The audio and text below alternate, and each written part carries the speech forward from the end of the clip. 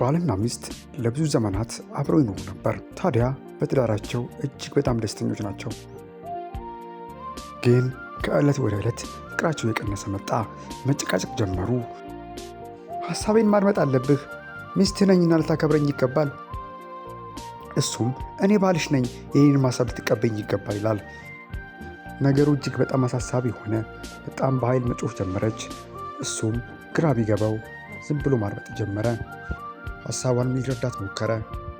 እንደዚህ ለምን እንደምትሆን ግራ ገባው። በመጨረሻም የንስሐ አባታቸውን ሊያገኙ ወሰኑ። ሄደውም አገኟቸው። ችግራቸውንም አስረዷቸው። እሳቸውም ነገሩን በትኩረት ካደመጡ በኋላ ቀጭን እንጨት አነሱና አሳዩአቸው። ስበሩትም አላቸው። ሁለቱም አንስተው ሰበሩት። በድጋሜ ብዙ እንጨት አምጥተው ሰጧቸው። ስበሩትም አሏቸው።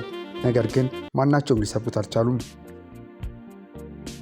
ልጆቼ፣ በትዳራችሁ ውስጥ አንድ ሐሳብ፣ አንድ ልብ መሆን አለባችሁ።